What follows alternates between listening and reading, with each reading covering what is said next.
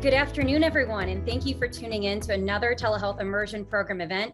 In today's session, we have 3 dermatologists joining us today who will share their unique experiences in using telehealth to provide dermatology care. During our 90 minutes together today, Dr. Lawrence Chung will share his experience in providing provider-to-provider e-consults at Asian Health Services. Dr. Jason Fung will highlight telehealth use at Spruce Dermatology Clinic, and Dr. Newman will joining us today will share his experiences leveraging asynchronous technology at Derm Consult, a digital dermatology clinic. After these 3 featured case studies and a combined discussion on the future of teledermatology beyond the COVID-19 pandemic, we will facilitate a panel discussion among speakers, at which time we invite you as the audience to ask questions live. And with that, I'd like to introduce Laura Fritchie, Program Administrator on the Digital Health team here at the AMA, who will introduce our speakers today. Laura, I'll turn the floor over to you. Hi, everyone. Thank you. I'll be introducing Dr. Lawrence Chung as our first speaker. Dr. Chung is a board-certified dermatologist who practices general dermatology in San Francisco. He has a special interest in atopic dermatitis and psoriasis and conducts phase 3 and phase 4 clinical trials for these 2 conditions. Beyond his clinical work, Dr. Chung is active in organized medicine and public health policy. He's currently a board member of the National Council of Asian Pacific Islander Physicians and the California Medical Association, as well as an appointed San Francisco County Commissioner for the San Francisco Health Authority. Dr. Chung, I'll pass it over to you. Great.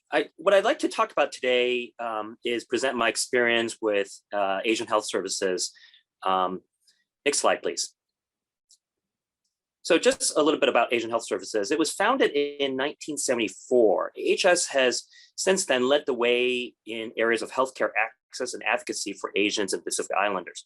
It is located in Oakland, California, which is a part of the vibrant, diverse Bay Area communities. The mission of this clinic is to serve and advocate for the medically underserved, including the immigrant and refugee Asian community, and to ensure equal access to healthcare services, regardless of income, insurance status, language, or culture. Next slide, please. So just a snapshot to give you guys a flavor of what it serves. In 2020, it served about 25,779 patients. Of those, 63% of patients earn less than 200% of the federal poverty line. 97% of those patients are Medi-Cal, Medi-Medi, or uninsured. 73 of those patients experience linguistic isolation. And the service provides care in 14 different languages, most of whom are interpreters that are on site doing real-time translation. Next slide, please. So I joined the volunteer staff of AHS in 2005, and I was the only dermatologist on staff there. And I staffed a half-day clinic per month, and I routinely had more than 20 patient visits per clinic, so either morning or afternoon. So as you can imagine, the access to my clinic was very tight and was often a 6-month wait to see me in my clinic. Next slide, please. So because there was only one of me, and I only had time to volunteer half a day per month, I needed to create additional access within these parameters. So that was my problem. Next slide, please. So while thinking through this problem, I thought that dermatologists are trained with photographs of skin diseases in addition to live patient encounters during residency. And indeed, our American Board of Dermatology board certification exam is conducted entirely with photographs and glass dermatopathology slides. So I thought, why couldn't I use actual patient photos for patient encounters? Next slide, please. So I came up with a solution. In 2012, I created a teledermatology platform at AHS to triage patients for either inpatient visits or remote diagnosis and treatment. So the platform is based on an asynchronous provider-to-provider e-consult service. Next slide, please. So how did the workflow go? So imagine a primary care colleague is stumped by a rash. What he or she will do is, together with their staff, photograph the rash based on a protocol that I created, meaning that there would be multiple photos using a whole body distribution and or up close of the lesion so that I can make a diagnosis. And these photos are uploaded with pertinent patient history, pertinent only to the consult, that is. And I would be notified when there's a consult so that I can respond as quickly as I can. Rashes that I can diagnose would result in treatment recommendations back to the primary care team without having the patient be sent to my physical AHS dermatology clinic. Conditions that require an inpatient visit will be scheduled by the primary care team to my in-person clinic. Next slide, please. So what was the impact of this? I was generally able to respond to the consult within a week of the photographs being uploaded. 80 to 90% of cases were diagnosed and treated successfully without the patient ever having to make a second visit to my physical clinic. Cases that were requiring in-person visits were typically procedural cases, cryotherapy, biopsy, injections. And the wait time for the in-person visits went from 6 months to approximately 1 month. And wait time for diagnosis and treatment of most inflammatory diseases came down to 1 week. Next slide, please. I should mention that, if you do the math, people would say, how is it possible that you could see so many patients within that short of time to decrease the access? And the answer really is that there were lots of unexpected advantages. First of all, language barriers were completely eliminated. As I alluded to before, many patients spoke non-English languages and required interpreters. That was entirely eliminated because I was working with the primary care team and staff, not the patient directly. Technology barriers were also completely eliminated because the primary care team and staff would take the photos at the same visit and they would upload them to the platform. So there is a feedback loop. The primary care doctor would gain practical knowledge from consults and be able to apply that knowledge to future cases, and thus potentially decreasing the number of new cases that needed referral. And most patients did not need to make an additional visit to see me at my clinic, which is a huge advantage for patients with transportation or time barriers. Additionally, when you do an asynchronous consult, again, I am talking to the team, the primary care team. So I can make a diagnosis and send off treatment recommendations probably within a minute or two, as opposed to spending 15 minutes to 30 minutes actually seeing a patient in a live manner. And so there was a lot of time savings when I was doing the e-consults from a provider to provider perspective. And there was a lot of less time that I needed to spend because it's asynchronous. I didn't have to wait around, and there was no technology or language barriers. Next slide, please. So what I didn't consider at that time was reimbursement. I was paid a nominal sum for my in-person clinic as a volunteer, and eventually we settled on a nominal fixed monthly stipend for my teledermatology visits at AHS. Next slide, please. When Asian Health Services adopted EHR, I helped them transition from a standalone teledermatology platform to the one that's actually integrated within the EHR platform. And I was able to hand over a turnkey platform to a subsequent dermatologist that came to replace me. And so I've since retired from AHS. Next slide, please. So as a result of my work with teledermatology, I was approached by Spruce Health, which is a San Francisco-based telehealth startup, to be their teledermatology consultant and a clinical dermatologist. And this is where I met some of the other panelists that are going to be speaking today. Thank you. And I'll introduce our next speaker, Dr. Jason Fung, an alumni of Yale University and the University of Rochester School of Medicine. Dr. Jason Fung completed his medical internship at Yale New Haven Hospital and his dermatology residency training at Washington University in St. Louis. Dr. Fung is a co-founder of Dermatology Center of the East Bay, a private practice based in the San Francisco Bay Area. Dr. Fung has been an active participant in teledermatology over the years in a variety of different settings, from multiple telemedicine startups to his own private practice. Dr. Fung, I'll pass it to you. Great, thank you, Laura.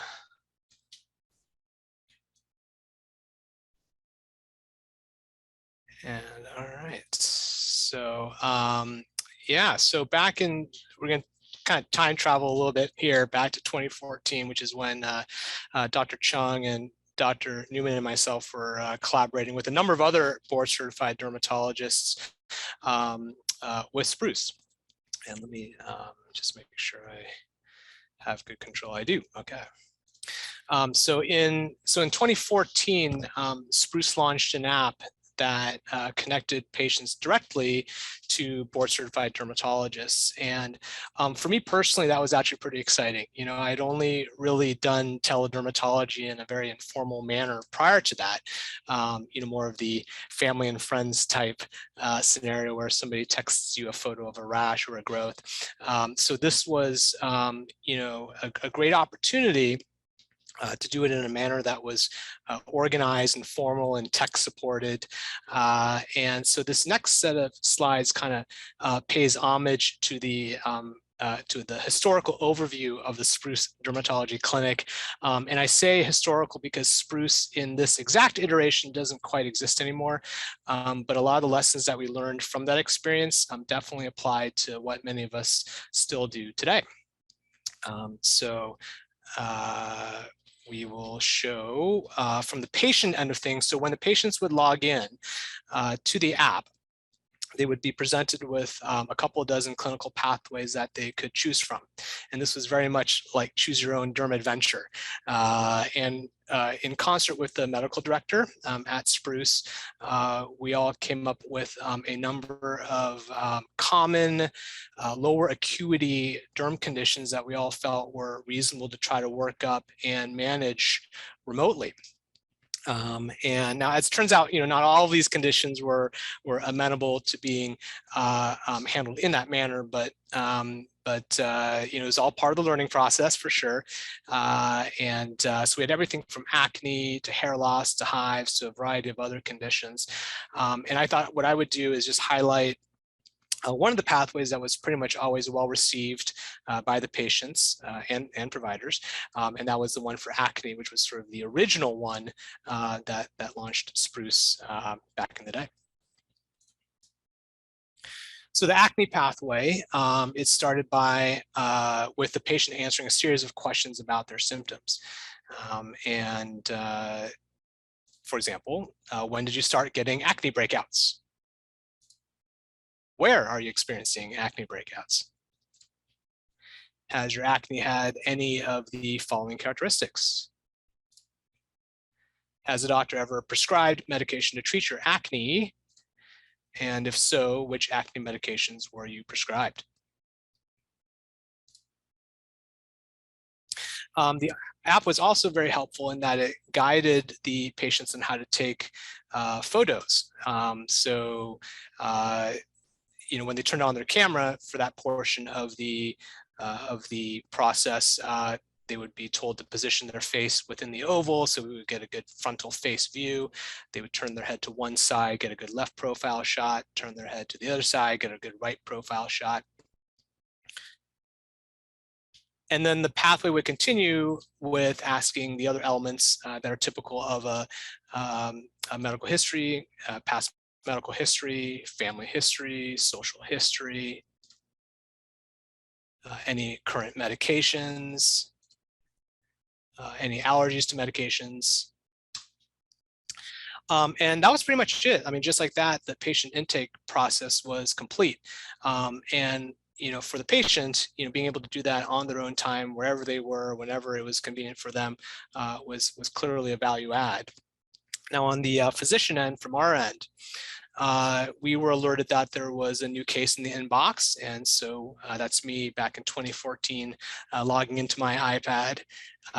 And what's really nice was you would open up the case and the entirety of the H&P, for all intents and purposes, was pre-populated. And you know, as it turns out, that ended up being a preview to what's really happening nowadays. You see it quite commonly, I think, that patients have much more opportunity to have a hand in entering their own data into their health record, oftentimes through patient portals, let alone the day of visit note. And so in this particular case, for this particular patient, she had indicated that she had had acne for more than 2 years. It predominantly involved her face, formed deep hard lumps and created scars. She had tried prescription medicines before, including benzoyl peroxide, clindamycin, neither of which were particularly effective, and she was looking to move on to hopefully newer options. And then past medical history just showed PCOS, the patient was not on any medicines, supplements, or had any medication allergies.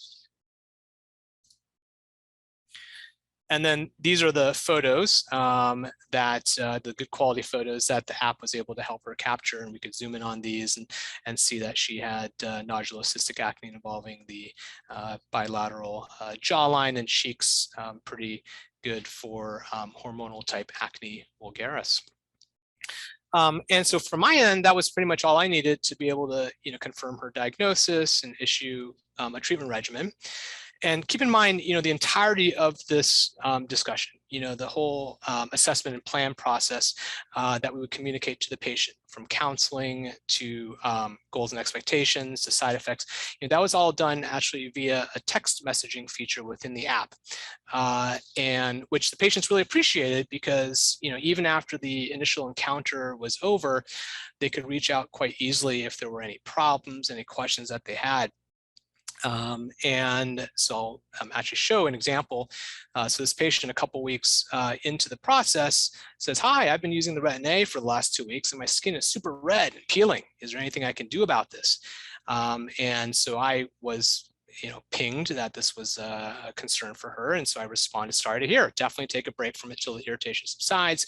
Consider hydrocortisone twice a day to calm things down faster. Once your skin's back to normal, resume Retin-A, but maybe every other night instead of nightly." And the patient was appreciative of that. So, this nice quick access, for clinical resolution of very, kind of straightforward situation was well regarded by the patient. But it wasn't just clinical concerns that could be communicated. There were definitely non-clinical issues that patients needed help with resolving as well. So for example, she texted that, "Oh, one more thing, the Retin-A costs $70. Is that typical?" And so I responded that, "Well, pricing is highly variable depending on pharmacy. So I'll have my care team do some research for you. Please stay tuned." And that was the beauty of this messaging platform, was that essentially worked as a group text thread, and I could tag my medical assistant or the care coordinator to become involved in this conversation and help resolve that particular issue, which you can see at the bottom of the screen here. And so then the medical assistant would do her, online research and found a better price for the patient, communicated that over to the patient. And again, that particular issue pretty quickly resolved. So very nice, very seamless, very smooth. So what did we really learn from Spruce in terms of asynchronous teledermatology and some of the value that it brings? Well, for sure, it saves time, right? The patients didn't have to wait to make an in-person appointment, months down the road. They didn't have to take time off from school or work to make this happen, and saved money too. These patients were charged $40 for a Spruce visit, and that was much less than the specialty visit copays that my patients were paying back then to see me in the office. Another nice feature was that it improved the access for some of the underinsured or uninsured patients who otherwise couldn't be seen or weren't regularly seen in brick and mortar practices.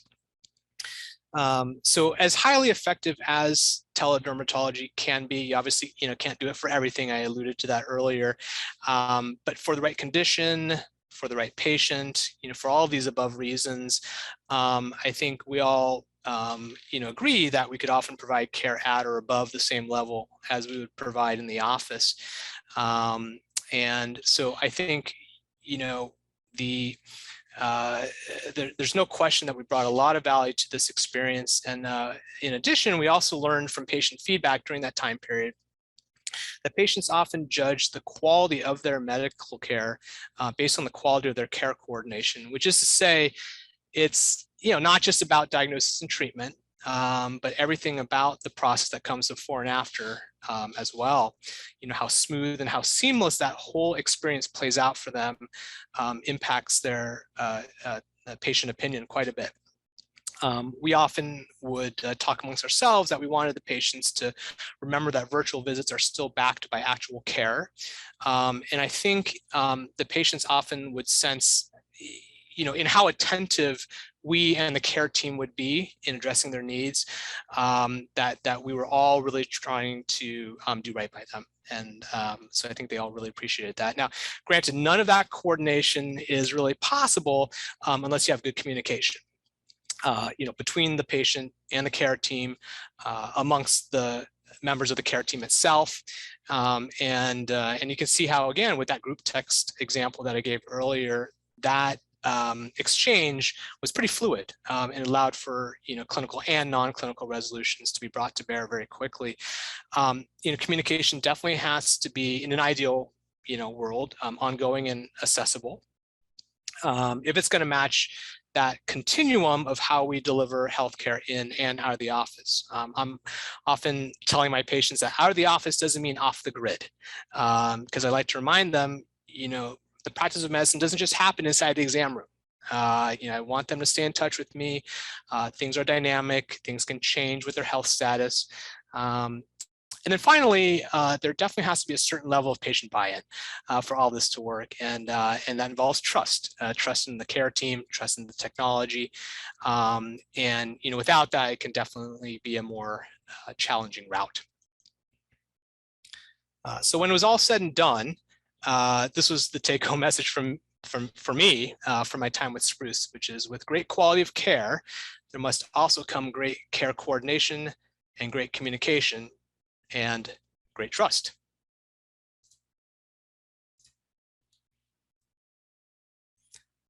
And I'll hand it back to Laura to control now. Thank you, Dr. Fung. And our third presenter is Dr. Elan Newman. Dr. Newman is a board certified dermatologist and micrographic dermatologic surgeon practicing in San Diego, California. He's a graduate of the University of California at Berkeley. He attended medical school at the University of California, San Diego, and completed his medical internship at Los Angeles County General Hospital. He then returned to San Diego to complete his residency training at the University of California, San Diego. From 2014 to 2018, he worked as a teledermatologist and consultant at Spruce Healthcare, helping to launch one of the first direct-to-consumer teledermatology services in the US. In 2018, he founded his own private practice, teledermatology service, Derm Consult, which he'll be discussing today. Thank you, Dr. Newman. I'll pass it to you. Well, hello. Thank you very much for that introduction. Hi, everyone. I'm Dr. Elan Newman. It is an honor to be here. I want to thank my colleagues and the AMA for allowing me to speak to you today about my company, Derm Consult, and how I am using asynchronous telederm in my digital practice. So let's see if I can advance the slide properly. Let's see. A few housekeeping measures. Just a disclosure that I will be mentioning products from Spruce today in my talk. And those two there are my little dogs. That's what they look like from that side. They are busy guarding the door right now, if you can see that, in case they make an unscheduled cameo appearance in this webinar. That's who they are. So the idea for my company, Derm Consult, began in 2017 as a thought experiment. And the thought was this, that imagine that you're a lone dermatologist and you're stuck on a deserted island in the tropics, but you brought along your smartphone and they have great Wi-Fi on the island, and either you can't call for a rescue or you did, and it's just going to take a while to get to you. While you're stuck there, can you still take care of your patients back home? Could you deliver dermatologic care elsewhere? And I believe that the answer is yes, you can, for many conditions. And today I'm going to talk about how you can do that and what you'll need. And what you'll need will be a HIPAA compliant way to communicate securely with your patients, an internet connection, but most of all, you're going to need your own medical expertise. And by that, I mean, you'll need your own ability to diagnose and manage diseases of the skin. And this is something I'm going to be returning to a few times today. And when you think about it, what is the most essential part of a medical practice? And in my opinion, it's the physician's expertise. And realizing this is what ultimately led me to create Derm Consult and why I believe that asynchronous teledermatology works so well. So where did it all begin? So this thought experiment that I described started in 2017 while I was working with an appraiser and looking at a few dermatology practices that were for sale. And if you've ever gone through the process, it's interesting because you'll see how appraisers will take apart different elements of a medical practice and give them a dollar value. And oftentimes in this process, I was asking of the appraiser, what exactly am I actually buying, if not the practice? And in many cases, the response came back that I'd be buying a book of business or goodwill. And that's because we don't own our patients in private practice. And at the same time, I was also learning about the business of running a practice, the overhead, the leases, the staffing, the supplies. And it seemed to me that rightfully, like any business, for a practice to be successful, it needs to overcome the cost of operations. And as costs increase, productivity has to increase, see more patients, offer more services. And to do that efficiently, you have to get more resources, and that increases your overhead. And so at about that time, I was feeling just a little bit discouraged by it all. I was worried that I would be buying some intangible thing, and then I'd be left to fight off my overhead. And at that time, I had been working at Spruce Dermatology with my colleagues, where the paradigm was much different. It was essentially a dermatologist, an app, and the patient. And so I asked the question then of whether we need all of the elements of a brick and mortar practice to provide high quality medical dermatologic care for common skin conditions. And if not, then which elements are essential and which might be less essential? And so after a lot of thought about practices that I ended up not buying, I came to the personal conclusion. And my conclusion is that the one mission critical element of any medical practice is not just dermatology, but in any practice, is the physician's expertise. And this element is essential and it cannot be substituted or replaced. So at that point, I decided to take this thought experiment a bit further. And this is how DermConsult evolved from an idea to an actual company. So starting on the left, knowing the elements, the capabilities, and the challenges of having a brick and mortar practice, I decided to do something a little different because it was clear from Spruce that one could safely and efficiently manage many dermatologic conditions using asynchronous telederm. But we knew that we couldn't do procedures, and we couldn't do skin biopsies, and we couldn't do surgeries through an app or doing that remotely. So over the course of several conversations with then the medical director of Spruce, Dr. David Craig, the following framework emerged. And the idea was this, that if you had a practice, what if you could shift your non-procedural visits to telemedicine and only bring in those visits, those patients into clinic who required a procedure or were just too complicated to manage remotely? What would be the implications of that? Could you better control your overhead? Could you increase the RVUs per visit? Could you increase productivity at a reduced cost? Would you need to have the clinic open all the time because part of the time you'd be doing telemedicine? And with that space, could you share it with someone else? Could you share the staff, share the costs? And could you even expand your patient base by providing asynchronous teledermatology beyond your geographical area? So in other words, could you combine the advantages and the efficiency of asynchronous telederm with those of a brick and mortar practice and get the best of both? And finally, could you do this as a private practice? Because at the time, most direct-to-consumer teledermatology services were corporate startups, and they were backed by venture capital. They had their own focus. And at that time, most private practices were not thinking about telemedicine and were heavily focused into the traditional patient coming in for a visit. So in 2018, DermConsult launched operations, and that was just at the time that Spruce was wrapping up its direct-to-consumer telederm services, and many patients were transitioned from Spruce to DermConsult. Today, DermConsult operates on Spruce's Care Messenger platform. That's our HIPAA-compliant communication platform. We use features of this platform along with a few other apps to create a functioning digital dermatology clinic. Our service is fully asynchronous. It's fully digital. We're paperless. We are a cash service. We charge per visit, and we're using the same workflows that we created and perfected on Spruce. DermConsult operates in 13 states, which means we had to meet all sorts of requirements for federal and state regulatory compliance, licensure, internet security, security surrounding online money transactions. But the one interesting thing is that the clinic has no physical location. It is entirely virtual. It has just a virtual mailbox, and this greatly reduced our overhead. There are just 2 people working at Derm Consult right now. It's myself and 1 medical assistant. And this greatly simplifies our operations, our contracting, our regulatory obligations, and so on. So I want to talk then for a minute about our scope of services. So in terms of scope of services, we are treating the same conditions that were treated on Spruce. But when I started the company, I really wanted to push the envelope. I wanted to expand the number of conditions and treatments that we could manage and that we could offer over Telederm. So in 2018, we developed our own workflows for the remote prescribing and monitoring of isotretinoin treatment for acne. And we made sure that this was acceptable to the FDA, and we approached them and it was. And today we're managing many more complicated medical dermatologic conditions than we did on Spruce. For example, we use biologics and immunomodulatory agents for psoriasis and eczema. We are treating female androgenetic and even some cicatricial alopecias remotely.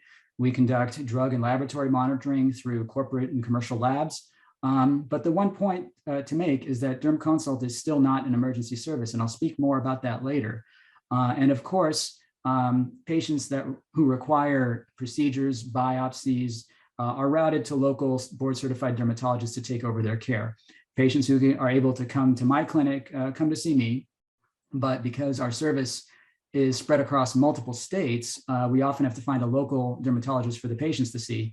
And the practice of referring to a local dermatologist, in my opinion, forms a safety net for our patients. It closes the loop on their care, in other words. So moving on here, I do want to spend a few minutes talking about asynchronous teledermatology and perhaps why it works and some of the nuances of this type of communication.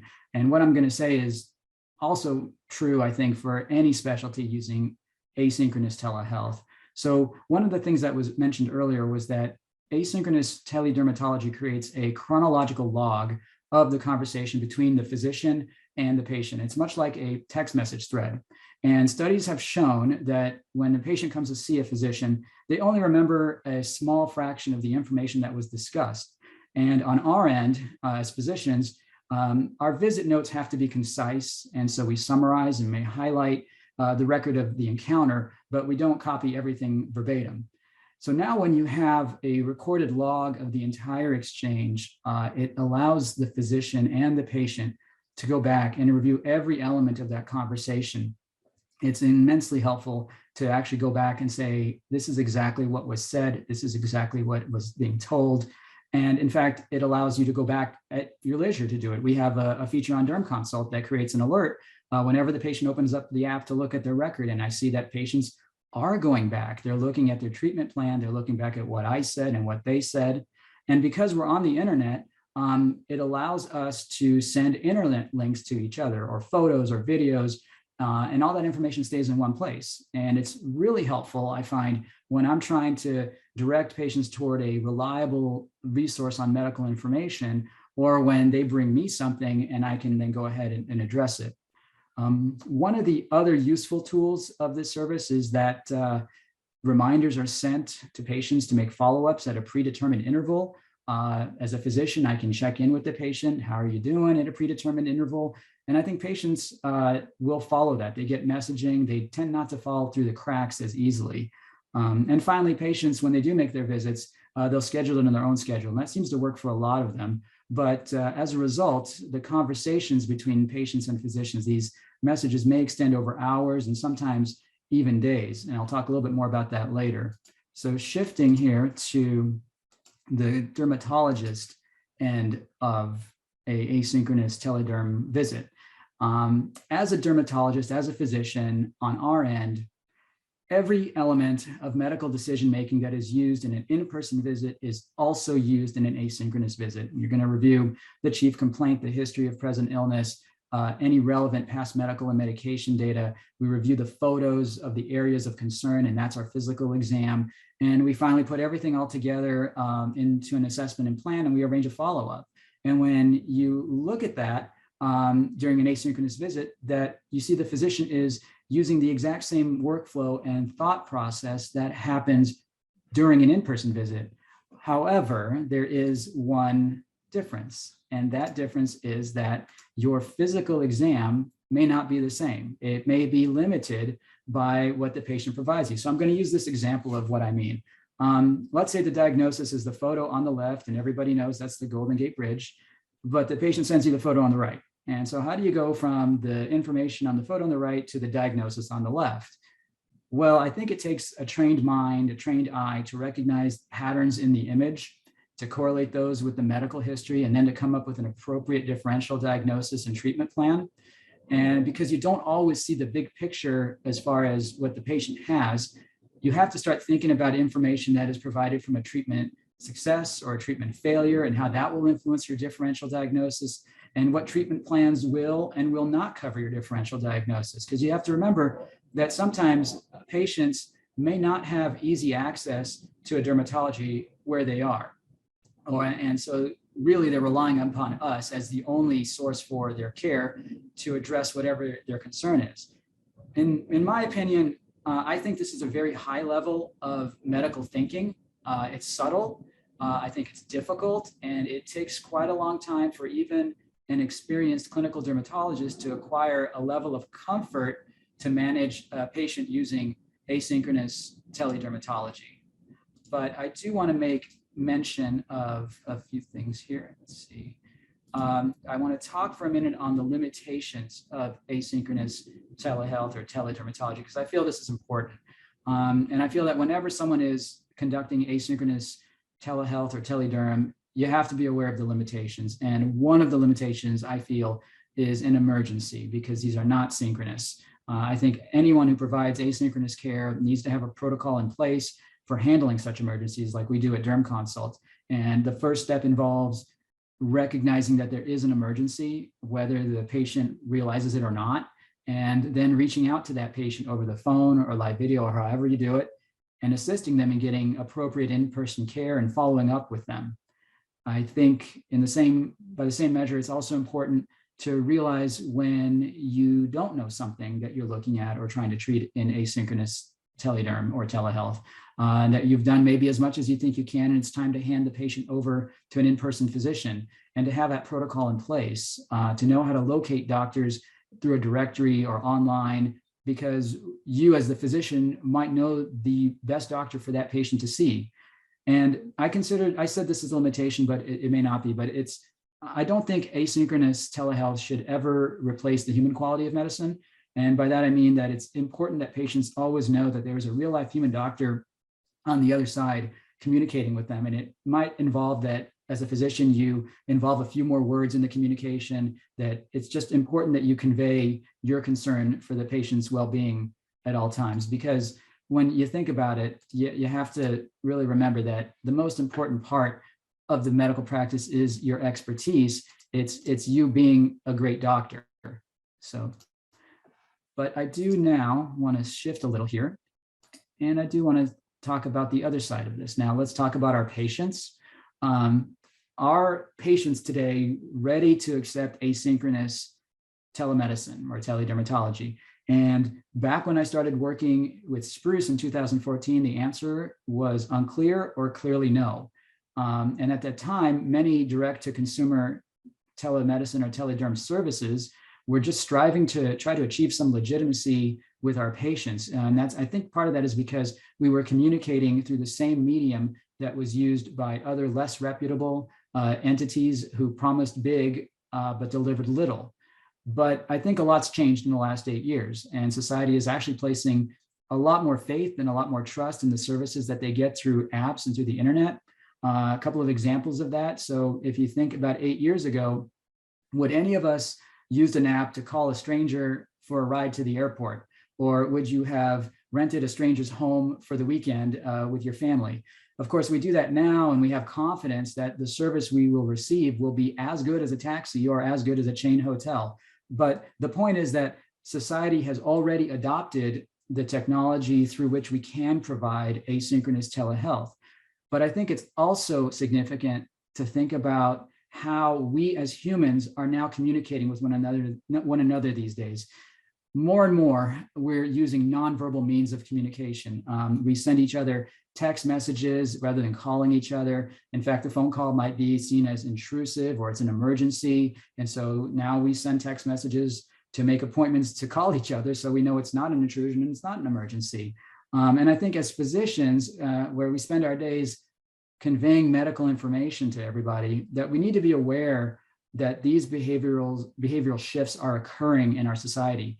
And it's important to recognize that maybe more of our patients might prefer to receive and process important medical information non-verbally.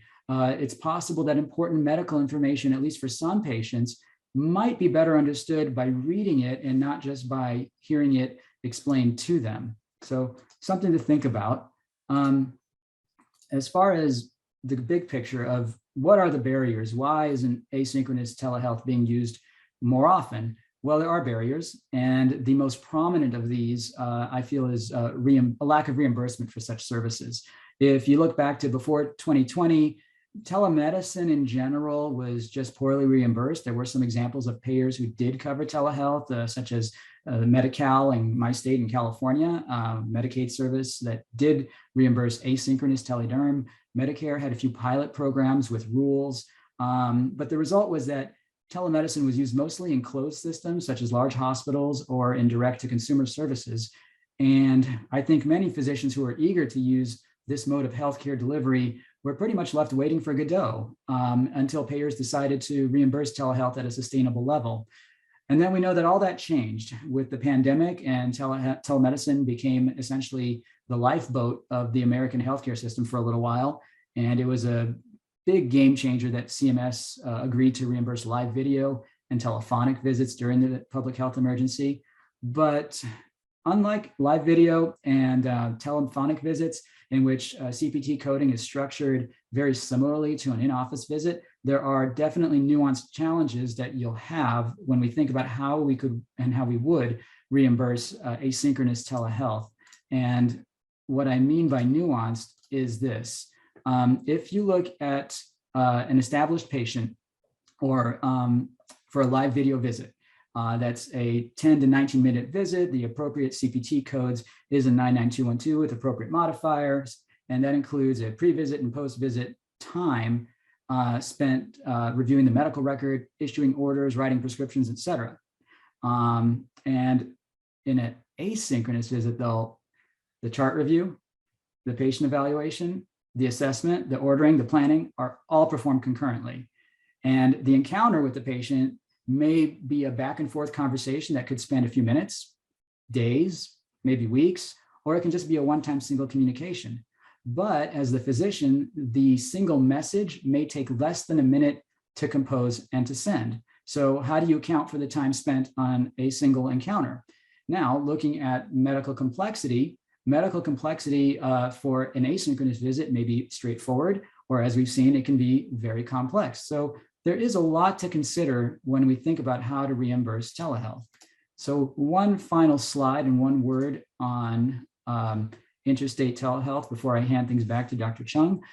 During the pandemic, many states temporarily loosened their licensure rules regarding physicians practicing across state lines, obviously to meet the needs of the national emergency. And now as we move back to pre-pandemic regulations, naturally, we might want to maintain some of those gains that we've made to access through telehealth. So to this end, I think we can expect that it will be more common for physicians to now hold multiple state licenses. And as one of those physicians, I can attest that it is a considerable administrative challenge to maintain each license and meet the requirements set by each individual states. And it's also one that comes at a considerable cost. So I think that pathways to better facilitate the maintenance of licensure to meet each state's requirements would do a great service to those physicians with multiple active state licenses. And with that, I thank you for your attention, and I return the podium back to Dr. Chung.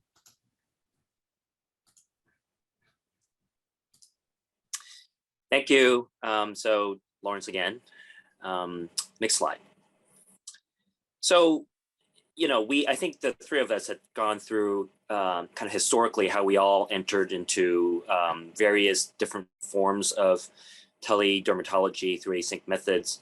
And, going back to what happened, with COVID, is that, it really brought teledermatology to the forefront. And indeed, in the early phase of the pandemic, I really needed a solution to allow for social distancing within my waiting room, within my physical waiting room. So I chose to adopt a 50-50 in-person teledermatology schedule. I currently use Cerner as an EHR, and it already had a HIPAA-compliant patient portal in which patients can securely upload high-resolution photos and email messages. So I tweaked the AHS protocol so that my staff would ask the patients and or their family members to upload these photos. And these photos are pre-screened by my staff to ensure that they're suitable for me to use. Next slide, please.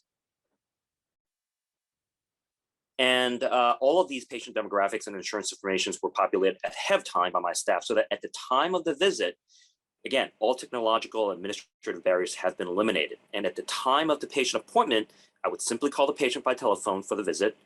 I decided against video visits because of the technological barrier and also poor camera resolution.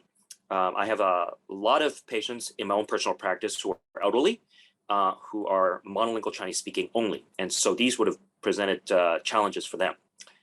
And I was able to successfully implement this workflow so that the number of visits during my COVID remained close to that of pre-COVID times. Next slide, please.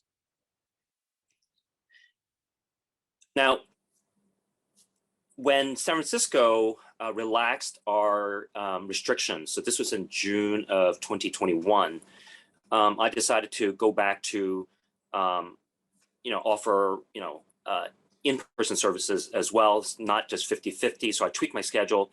I was expecting that probably, 70-80% of my patients would come back in, and the other 20-30 would do dermatology visits just because it's so much easier. Parking is terrible in San Francisco. There's always traffic. But what's interesting is that in my own personal practice, 99% of my patients decide to come back in for in-person services.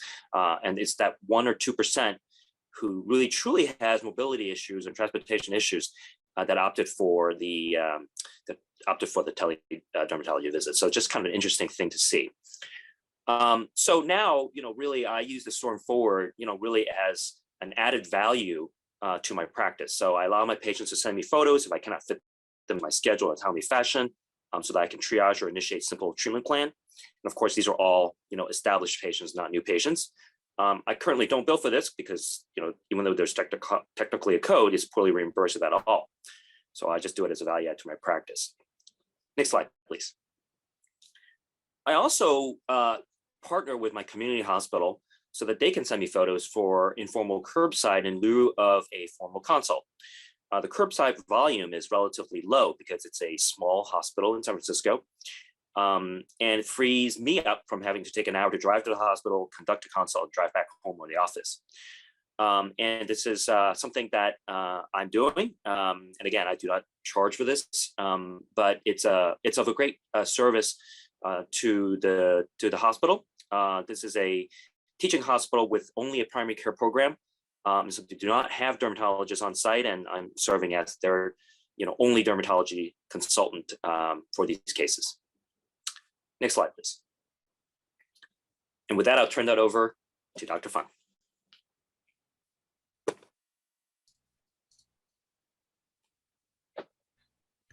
Great, thanks, Dr. Chung. So in my private practice, Dermatology Center of the East Bay, we do direct-to-patient teledermatology, we do teletriage and teleconsultation. And it's probably helpful to just quickly review those definitions because sometimes you see these terms appear in the literature. When an encounter is patient initiated, then obviously it's a direct-to-patient teledermatology encounter. If it is an encounter that's initiated by a referring provider, then the first thing that actually happens is what's called teletriage. And that's basically the determination of whether or not this is a derm problem or not a derm problem? And if it is a derm problem, then does the referring provider transfer care to us to handle? Or does the referring provider maintain care of the patient and just utilize some of the recommendations that we give from afar? And in that setting, that's called teleconsultation, or in some health systems, that's referred to as e-consults. So I have a few case vignettes that I'll be showing in just a few moments about how we utilize all these different forms of asynchronous telederm modalities in my practice. And for us, we also have a secure encrypted HIPAA compliant platform. So that's actually the new iteration of Spruce, which is more of a again, all-encompassing communication platform, and that's what we utilize for communication between patients and our team and amongst our team itself. So this is an example of actually teletriage and teleconsultation. So this is a photo that one of my orthopedic surgery colleagues sent me. This is a patient of his who had postoperative redness and swelling around her surgical site. It was quite itchy. There was no pain or pus, no fever, and he wanted to know if this was an okay situation to try a topical steroid. And given that it looked more like allergic contact dermatitis to me than it did a cellulitis, I said, I think that's reasonable. And so he put her on an ultra potent topical steroid, betamethasone. And I told him just, hey, shoot me a text in a week and show me, the progress that she makes, hopefully. And a week later, you can see a lot less edema. Much of the erythema had faded out to sort of pale pink. And then another week later, it pretty much resolved with maybe a little shadow of post-inflammatory hyperpigmentation. So again, great result, great clinical outcome. A patient I never had to see personally. Again, just was able to advise from afar. This is a gentleman who texted our platform directly, an existing patient, established patient who had a new scalp lesion that had been present for about a month. It was bleeding, a little painful, and he'd actually just been in 3 months prior for an overall skin check, and that was not seen. And his question to me was, hey, should he come back in? And for sure, we fast-tracked him an appointment. It's a dark lesion, it's bleeding, it's obviously dynamic and unstable, and it proved to be an atypical fibroxanthoma, so a low-grade sarcoma that required Mohs micrographic surgery to clear. Different patient who had a lesion on his back. He wasn't quite sure how long he had it. It was actually something his wife noticed, and maybe it was, a little itchy. And he did have a skin check in the books for 3 to 4 months from that time, but he wondered if he should come in a little earlier to have this thing looked at. And so it was a great quality photo that his wife had taken, good lighting, in focus, and I could pretty clearly tell that this was an inflamed but benign seborrheic keratosis. And so I responded to him and said, if it's not bugging you too much, I think it could just wait until your regular skin check. If you'd like to have me, freeze it or address it sooner, you're certainly welcome to come in. And he responded in turn that he was fine with just, giving it some time. And when he showed up in a few months for his regular appointment, it actually managed to flake off of its own volition. So that was nice. This patient sent in this photo from her right upper back, describing it as a funky blackhead that had been present for a year. And I hadn't seen her for a number of years prior to that. She indicated to me in the message that it was bleeding. She had a family history of melanoma in her mom, and she wondered if she should come in sooner. And this is a great example of a photo that is actually quite challenging to interpret. It's a little blurry, it's not particularly well lit. So I wasn't going to take a chance on, making a diagnosis on this photo alone. So I told her, yes, we should definitely fast track you an appointment, got her in within 1 to 3 days, which is our office protocol. And we biopsied it, and it turns out she was actually right. It was a funky blackhead. It was a ruptured follicular cyst, not a melanoma. But again, the story was a little compelling, and so that's why we did bring her in a little bit sooner.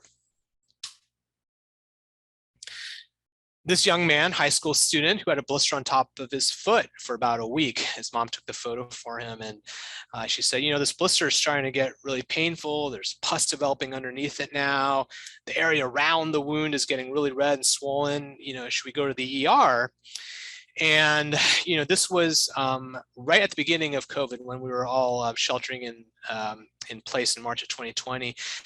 And I said, well, you know, I think it is something you probably want to go to the ER for, especially, and she had explained that he was a little lightheaded and dizzy. I said, yeah, you should definitely go. But she was a little reluctant. She was a little mindful because she was worried about COVID-19. I said, well, if you are that wary, I mean, we can try topical antibiotic, we can try oral antibiotic, but, you know, please, please, please, you know, send me a photo in a couple of days and keep me posted, because I want to track this thing for you. And knock on wood, within a couple of days, they respond with this photo, which showed significant improvement with topical and oral antibiotics. So we were able to, again, make good progress with this young man's infection without actually having him seen at in the urgent care setting.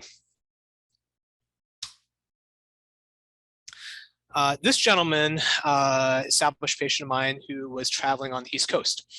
And he messaged me from Vermont and said that he had a couple of lumps that were starting to appear on his right temple, and they were somewhat tender.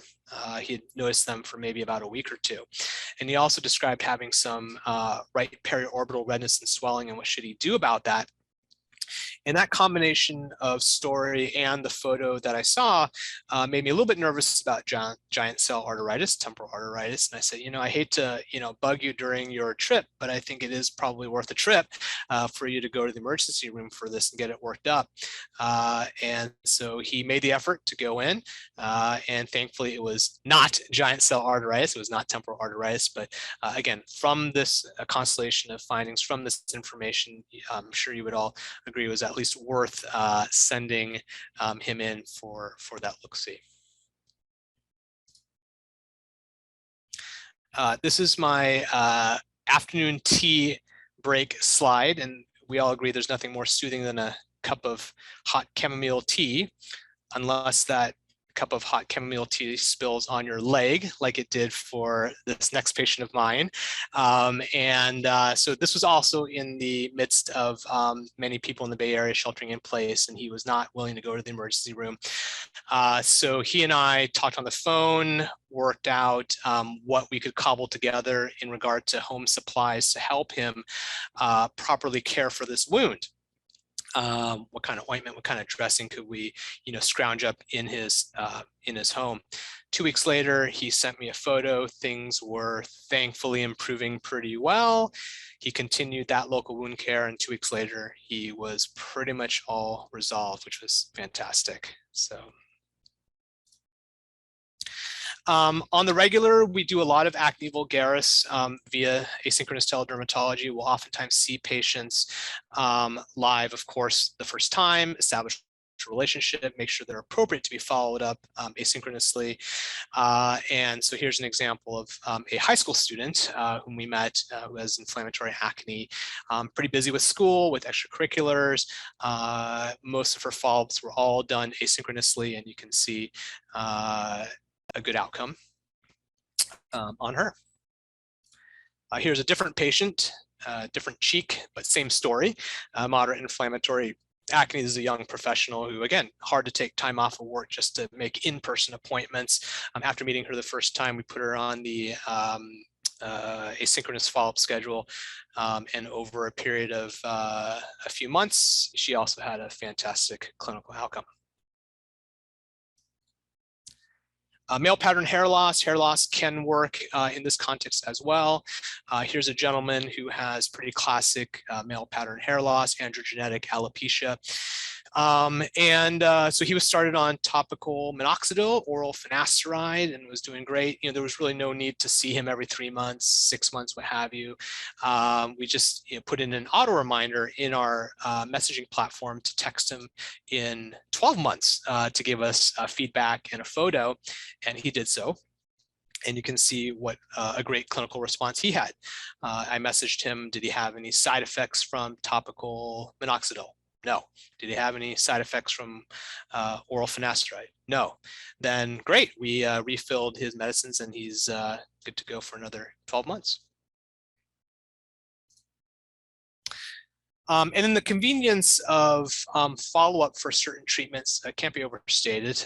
This is a gentleman who had a neoplasm of uncertain behavior on his left cheek. And he's a gentleman who's had multiple non-melanoma skin cancer, multiple actinic keratoses, and he kind of knew something was going on his left cheek, but he did not want to come in. Transportation is a challenge for him and his wife. And he wondered, because he had some topical 5-FU fluorouracil in his medicine cabinet, could he try it on this lesion? I said, okay, yeah, I mean, I'm happy to monitor you. If you're willing to send in photos every week for the next few weeks, I can kind of guide you along. And so 1 week into the treatment, he was starting to develop a little bit of erythema. 2 weeks into it, pretty much about the same. 3 weeks into it, a little bit red and raw, but not so bad that he had to stop. So I said, I think you should forge ahead. And this is week 4.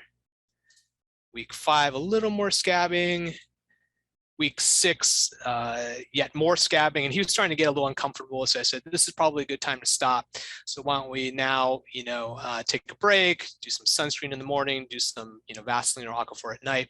2 weeks later, things looked much better on his cheek.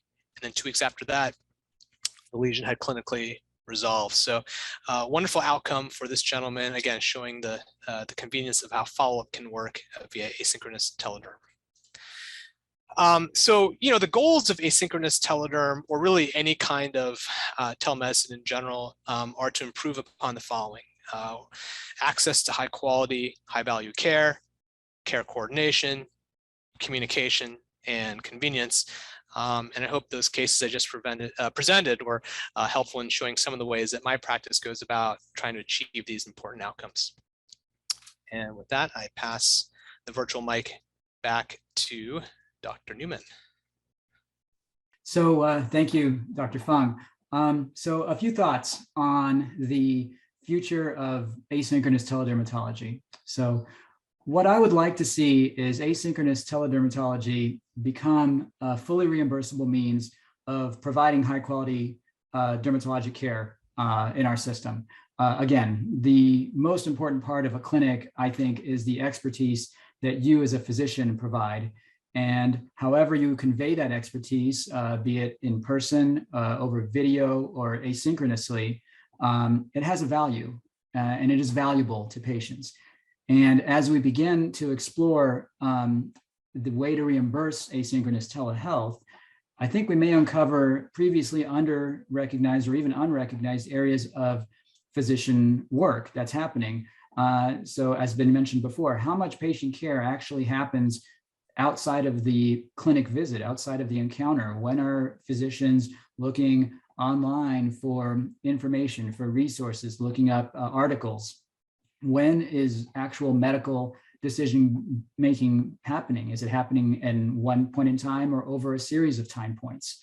And I think as this happens, and as we look at new technologies that are coming out for medicine and specifically for telehealth, I think it's crucial that physicians are involved in shaping these new technologies as well as the rules that emerge for them.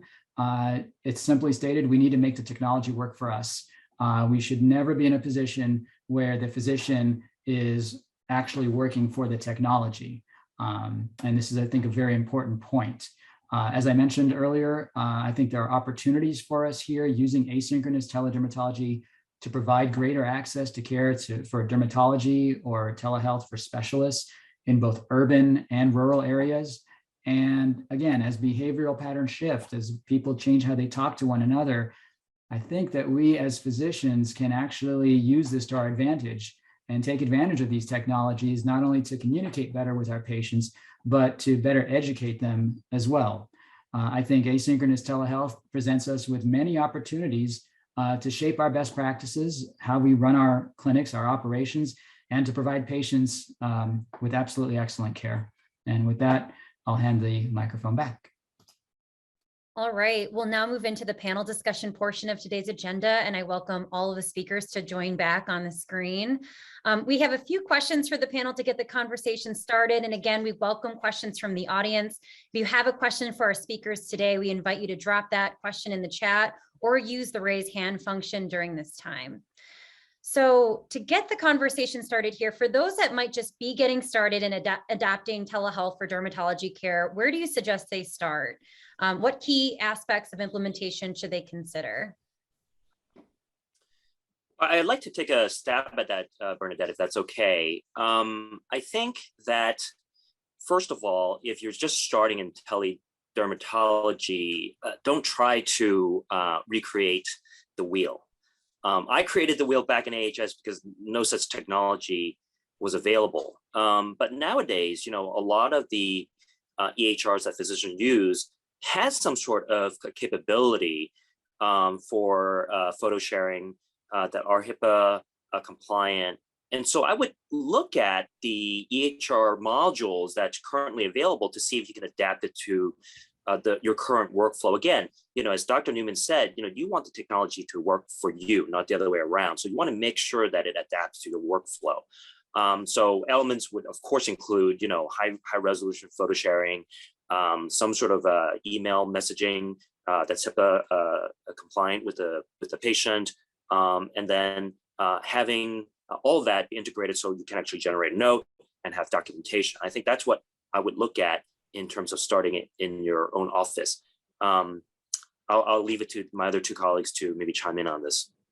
Yeah, I'd like to actually jump in on that as well, because it depends, on what you want to do with it.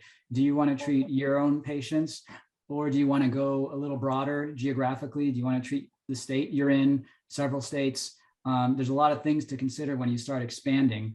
And you could talk a lot about this. I mean, I just highlight a few things that if you're going across states, think about regulations, medical licensure, where you're going to be practicing, make sure that your documentation has all been reviewed and is appropriate. Now, this is when we started doing this, we had to go to attorneys. Now there's a lot more white paper out there to make sure that your documentation meets the requirements for HIPAA, federal and state levels. Make sure you have BAAs with every vendor that you use, know what you need to do to be compliant, and stay on top of legislation, because telehealth legislation is constantly changing, and it's changing differently in every state. Like Dr. Chung said, technologically, an EMR could probably cover most of it, but if you're going across state lines, make sure that it does. And finally, think about professional liability to make sure that your insurance plan will cover you for such services. And yeah, I would concur that, working with your existing EHR vendor is definitely the best start. And if they have a, telehealth module, it's the shortest path, to getting started if you haven't really gotten started yet. They offer the best support. And there are standalone communications platforms, but those can be a little bit tricky to then integrate or interoperate with your existing system. A couple other things I would add would be costs, just be cognizant of that. Sometimes these modules are add-ons to your existing EHR subscription. And don't forget that sometimes it may mean more staffing. We have found that with the increase in communications from our patients, the messages, the volume in our inbox is just, really overflowing. You have to have a lot of capable front desk or back office to help manage some of that. And so that does require more staffing, and be cognizant of that issue. And then having a good protocol in place, I think all of us agree that, if you have a good system down on how you want that workflow to look like in your particular office setting, it's really important.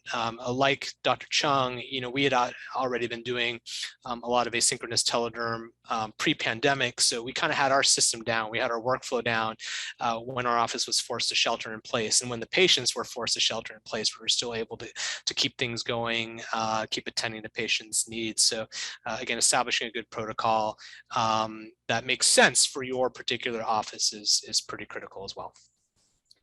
I'm sorry, I did want to add on to what Dr. Fung just said. And something that I think is a little bit, it's nice about asynchronous telemedicine, that technology is constantly evolving, that there are going to be tomorrow's EMR will make the one reason today out of date. And it's hard for us to integrate that, especially if you're a private practice. How are you going to use that? The nice thing about asynchronous telehealth is that the technology is already there. It is very easy to use. It's not really going to need to be upgraded, not by very much that we can see, and people are already using it. So I think it's a rather simple but also elegant system at the same time. Great. And just a follow-up question to that, I think Dr. Fung, you had mentioned use of text messaging in the original technology at Spruce. And from your experience, do patients expect a faster response communicating via text versus maybe an email communication via the patient portal? And from your experience, how can you manage that, or do you have any recommendations on that? Yeah, it's a great question. I mean, that's always a big concern, I think, is sort of like, wow, once you open the floodgates to messaging, how do you then turn off, that deluge, that could potentially happen. And, I think it's, there are actually built-in systems in our particular messaging platform, the one that Spruce has given us, that allows for scheduled responses. So that's actually a big,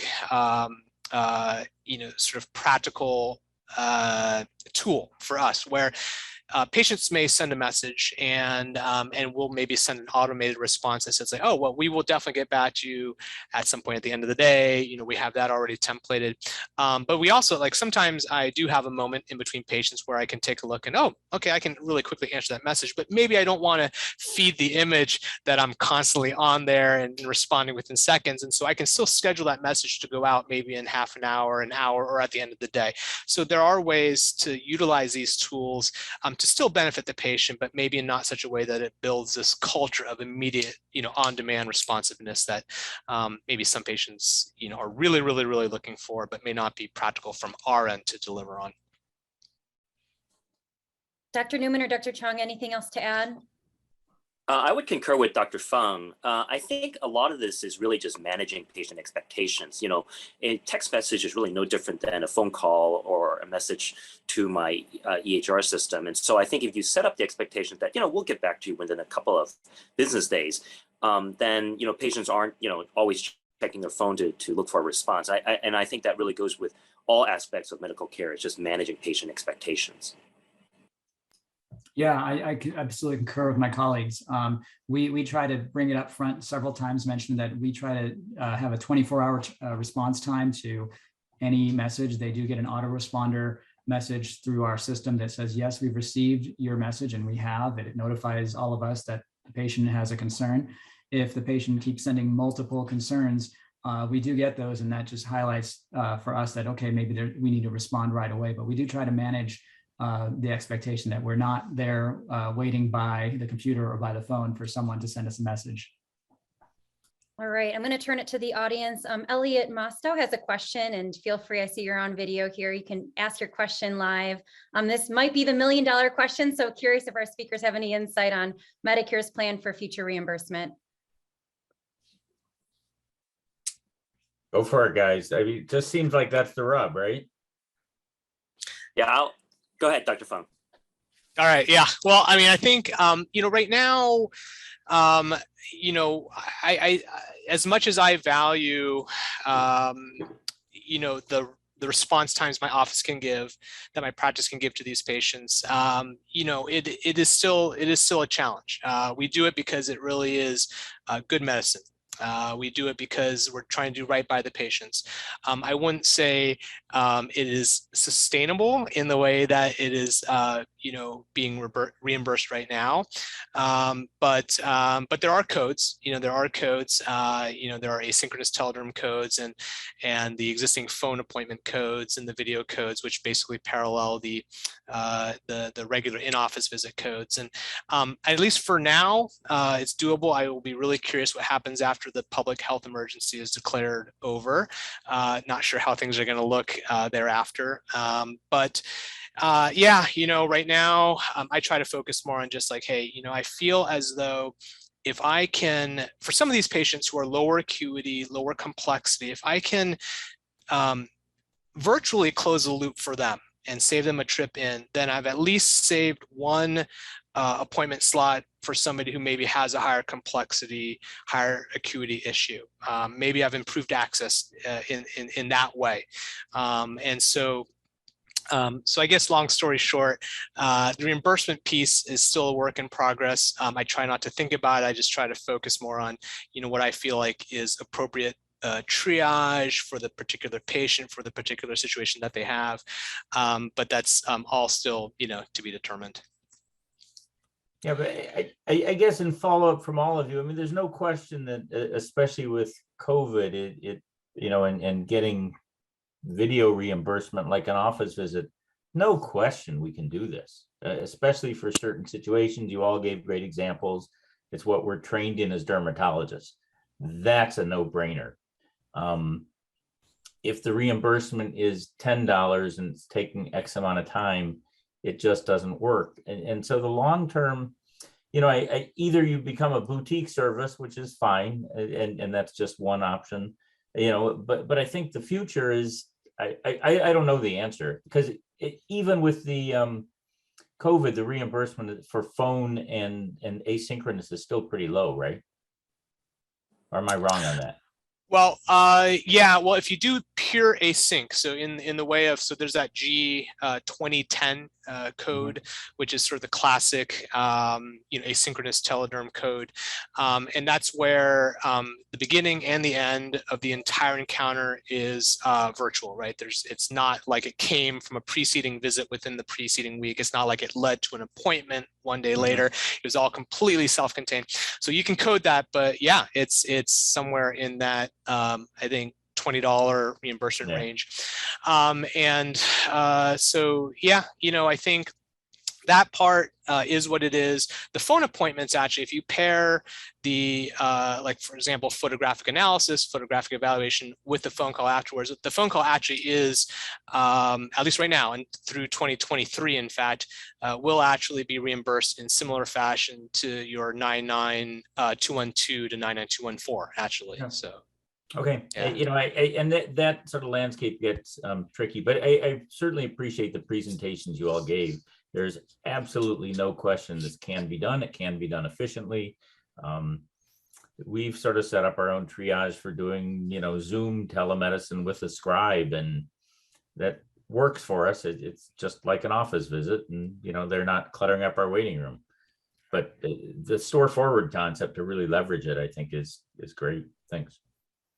Yeah, I will add that both the AMA and our specialty organization, AAD, understand the reimbursement issue is an important one. And so there is active advocacy being pursued from our organization. So that is something that is on their active issue list. And I would expect, well, I know actually there are several resolutions coming up at the annual AMA meeting that deals with some of these teledermatology issues. So more to come. This is just Yeah, I just to add to what's already been said, great question. This is the big question that we need to ask. As you saw, asynchronous is a little weird. Asynchronous is different from the way we're doing most CPT codes.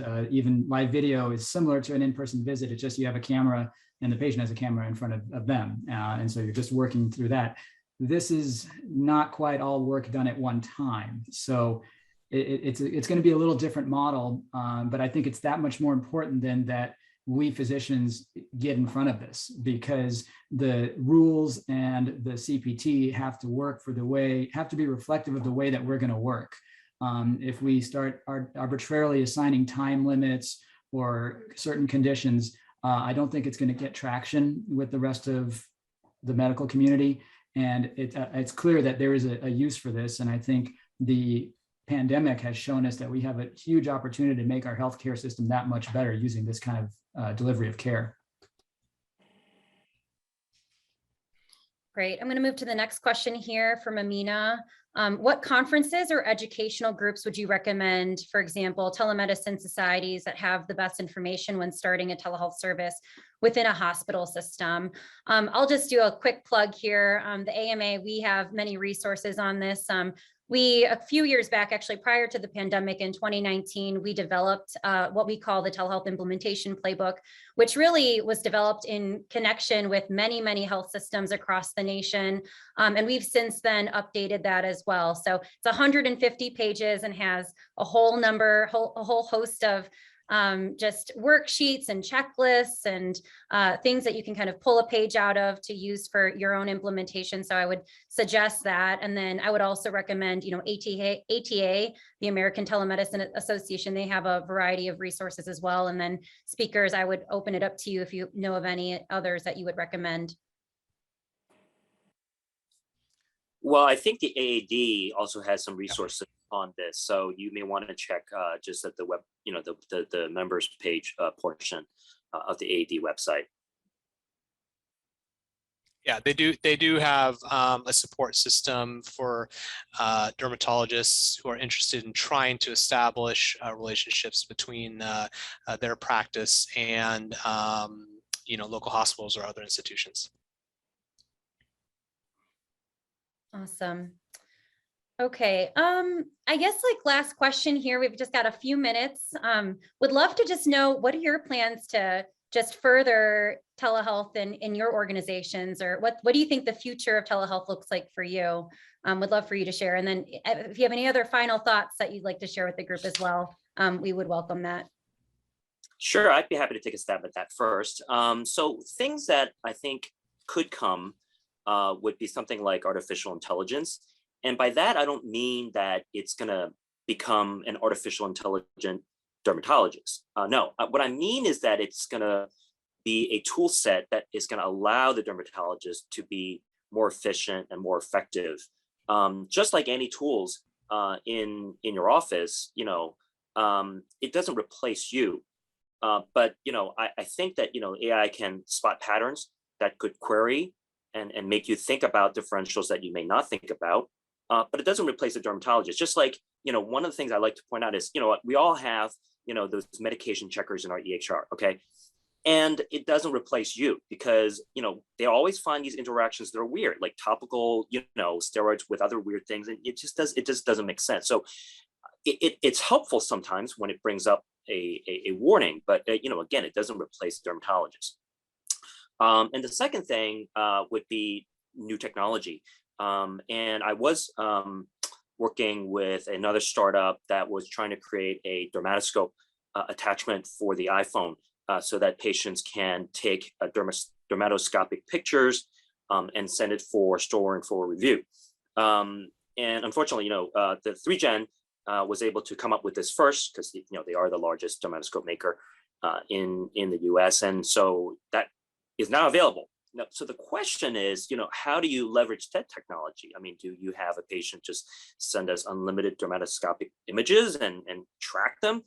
Nobody knows. But, it is a technology that is here already and can be utilized effectively in your practice if you so want to do that. So these are some things that are coming or is right at the horizon. Yeah, I would just make a comment about AI that I agree. And the image that comes to my mind always is from Star Trek, when they had their tricorder that would basically give them all the information that they needed, but they still needed bones to put it all together and to execute the treatment plan. So I hope that I would envision AI being another tool that we use as physicians, but not a replacement for what we do. And there are other reasons for that, and that our understanding of medicine is constantly changing, and our understanding of disease and how we treat it also changes. So to take our subset of knowledge that we have today to provide it to a set of software, it needs to constantly be updated, and we're the ones doing the research. So I think that's how I envision it. And I would say, I think it's really exciting to see a lot of the apps and other tech solutions that are being developed right now that are more from the patient side of things. I know that is all by design to try to, increase patient engagement, with their own health, increase patient partnership with their existing providers. And whether it's, an app that, maybe encourages you to have that mole checked out by your doctor or have that rash looked at because maybe it's this or that. A lot of it all just sort of is geared towards helping patients have more knowledge and to try to lower that threshold for them to maybe think about reaching out to us. And then on our end, I think what the future kind of portends with teledermatology is just, to I think continue to just leverage the technology and know that the technology is evolving so quickly, and there's going to be new things that we keep bringing to bear on our patients to try to increase and improve that quality of care and improve that access, which I think is really the biggest thing from my end, is just trying to make sense of getting patients into the slots that make sense for their particular situation. And that takes a lot of active schedule management. I think my team is probably particularly annoyed by me by how much I'm always trying to micromanage, like this person's okay to be asynchronous, this person should be live and in person. But it'd be nice, I think, if from the provider end that there are more and more tools that are developed that just help us to more conveniently and efficiently identify those patients. And it's going to take, always some human input, like for sure. And maybe that's just more on us to continue to train our team, our staff on our end to recognize those moments. But that, for me, that's the future, continuing to try to leverage that technology and improve upon proper patient placement into one setting or another. That concludes our programming programming for today. Special thank you again to our speakers, Dr. Chung, Dr. Fung, and Dr. Newman. And thank you all for joining us. We will see you next time. Thanks.